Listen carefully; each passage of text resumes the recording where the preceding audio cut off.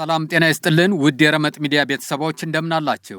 ይህ ረመጥ ሚዲያ ነው። የሰዓቱን አበይት ወሬዎች ይዘንላችሁ ቀርበናል። ወደ ዝርዝሩ እናልፋለን። እስከ ዝግጅታችን ፍጻሜ ድረስ ቆይታችሁን ከኛ ጋር እንድታደርጉ በአክብሮት እንጋብዛለን። ላይክ፣ ሼርና ሰብስክራይብ እያደረጋችሁ አብራችሁን ቆዩ። እገታ በመፈጸም ወደ ባንክ አካውንታቸው ገንዘብ እንዲገባ ያደረጉ 3 ተጠርጣሪዎች በቁጥጥር ስር ዋሉ። ተጠርጣሪዎቹ ሰለሞን ቢራራ፣ ሱባለው አግማሴና ሳንቾ ጌታቸው የተባሉ ሲሆን የወንጀል ድርጊቱን የፈጸሙት ነሐሴ 3 ቀን 2018 ዓ.ም በየካ ክፍለ ከተማ ወረዳ 9 ሌማት ሆቴል አካባቢ ከቀኑ 9 ሰዓት ነው ተብሏል። ግለሰቦቹ በተጠቀሰው አካባቢ ከሚገኝ የግል ተበዳይ መኖሪያ ቤት በመሄድ የአለቃችንን ልጅ ባህር ማዶ ልከህ 500,000 ብር ተቀብለሃል፣ በወንጀል ትፈለጋለህ በማለት ሐሰተኛ የብሔራዊ መረጃና ደህንነትና የመከላከያ መታወቂያ በማሳየት ጦር ኃይሎች አለቃችን ጋር እንወስድሃለን በማለት በተሽከርካሪ አግተው ጉዞ ይጀምራሉ። ተጠርጣሪዎቹ የተወሰነ ርቀት እንደተጓዙ የተሽከርካሪያቸውን መሪ አዙረው ወደ ቢሸፍቱ በማድረግ ከፈጣን መንገዱ እንደደረሱ ካለቃችን ጋር ካደረስንህ ከባድ ቅጣትና ተጠያቂነት የሚጠብቅህ በመሆኑ በሞባይል ባንኪንግ ብር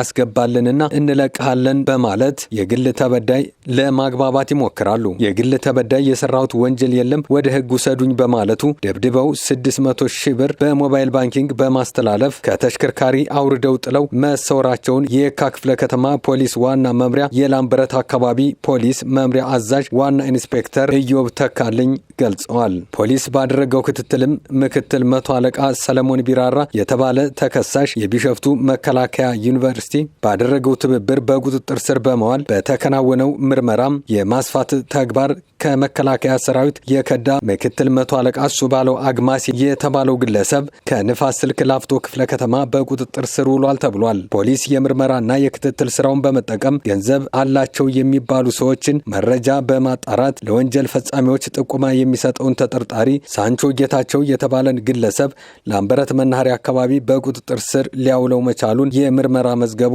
ያስረዳል። ከተወሰደው ገንዘብ 135,000 ብር እንዲሁም በዚሁ ብር የተገዛ 70,000 ብር የሚገመት ላፕቶፕ በኤግዚቢትነት በመያዝ ቀሪውን ብር ለማስመለስና ያልተያዘ አንድ ተጠርጣሪን ለመያዝ የምርመራና ክትትል ስራው ተጠናክሮ መቀጠሉን አዛዡ አመላክተዋል። ተጠርጣሪዎቹ በአዲስ አበባ የተለያዩ ክፍለ ከተሞች 5 ተመሳሳይ የእገታ ወንጀሎችን መፈጸማቸውን ለመርማሪ ፖሊስ ቃላቸውን የሰጡ ሲሆን በዚህም ጉዳይ ከሌሎች ክፍለ ከተሞች ጋር ጭምር በመነጋገር በጥልቀት እየተሰራ መሆኑንም አዛዡ አክለው ገልጸዋል። ህብረተሰቡ የጸጥታ አካል ነን፣ ወንጀል ስለፈጸማችሁ በህግ ትፈለጋላችሁ፣ ወደ ህግ ቦታ ነው የምንወስዳችሁ በሚሉ ቃላት በመጠቀም አታለው ወንጀል የሚፈጽሙ አካላት መኖራቸውን አውቆ እነዚህን አይነት አጠራጣሪ ነገሮች ሲያጋጥሙ በፍጥነት በአቅራቢያው ላለ የጸጥታ ተቋም ማሳወቅ እንደሚገባው የአዲስ አበባ ፖሊስ ዋና ጠቅላይ መምሪያ መልእክቱን አስተላልፏል። የ12ኛ ክፍል ፈተና ውጤት ይፋ ሆነ።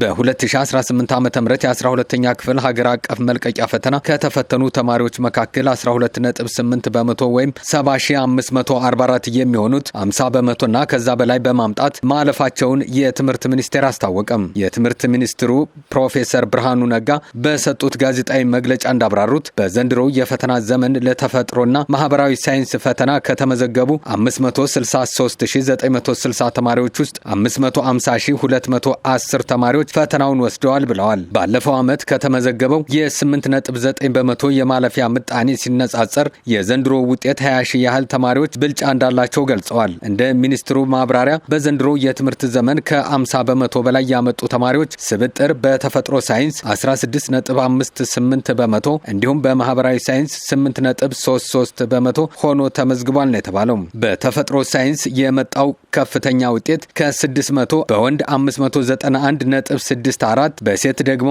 583.03 ሆኖ ተመዝግቧል። በማህበራዊ ሳይንስ ዘርፍ ደግሞ በወንድ 576.25 እንዲሁም በሴት 569.17 ከፍተኛ ውጤት ሆኖ ተመዝግቧል። በሌላ በኩል ተማሪዎችን ካስፈተኑ የሀገሪቱ ትምህርት ቤቶች መካከል 88 ትምህርት ቤቶች 100 በመቶ ተማሪዎቻቸውን ያሳለፉ ሲሆን 565 ትምህርት ቤቶች ደግሞ አንድም ተማሪ ማሳለፍ አልቻሉም ተብሏል። ይህም ባለፈው ዓመት አንድም ተማሪ ካላሳለፉ 1232 ትምህርት ቤቶች ጋር ሲነጻጸር ከፍተኛ መሻሻል ማሳየቱ ነው የተዘገበው። በትምህርት ዘርፉ እየተተገበሩ ያሉ የሪፎርም እርምጃዎች ለውጤት መሻሻል አስተዋጽኦ አበርክተዋል ተብሏል። ታዋቂው ዩቲዩበር የዓመቱ የፓን አፍሪካ የጉዞ ተጽዕኖ ፈጣሪ ተሸላሚ ሆነም። ኢትዮጵያዊው የዩቲዩብ ይዘት ፈጣሪ አቤል ብርሃኑ ናይጄሪያ ሌጎስ ውስጥ በተካሄደው የፓን አፍሪካን አዋርድ መድረክ ላይ የዓመቱ የጉዞ ተጽዕኖ ፈጣሪ ክብርን በመጎናጸፍ ሀገሩን ማስጠራቱ ተዘግቧል። በዲጂታል ይዘት ዝግጅትና ጉዞ ዘርፍ የላቀ አስተዋጽኦ ላበረከቱ አፍሪካውያን የሚሰጠውን ይህን አህጉራዊ ሽልማት የተቀበለው አቤል በዩቲዩብ የመረጃ መድረኩ አማካኝነት የዓለምን ድንቅ ታሪኮችና ባህሎች ለተከታዮቹ በማቅረብ ረገድ ላሳየው ጥረት እውቅና እንደተሰጠው ተገልጿል። ተሸላሚው አቤል ብርሃኑ ሽልማቱን ከተቀበለ በኋላ ባስተላለፈው መልእክት የልጅነት ህልሙ እውን እንዲሆን ላደረገው ፈጣሪ ምስጋናውን በማቅረብ ለዚህ ስኬት ደረጃ እንዲደርስ በስራውና በህይወቱ ድጋፍ ላገዙት ባለቤቱ፣ ለቤተሰቦቹ፣ ለስራ ባልደረቦቹ እንዲሁም ስራዎቹን በየዕለቱ ለሚከታተሉ የቻናሉ ቤተሰቦች ምስጋናውን አቅርቧል። ሽልማቱ የጋራ ስኬት መሆኑን የጠቆመው አቤል የጉዞና የዲጂታል ይዘት ፈጠራ ስራውን በተሻለ አቅም እንደሚቀጥልም አስታውቋል። አብራችሁን ስለቆያችሁ ከልብ እናመሰግናለን። ጤና ይስጥልን።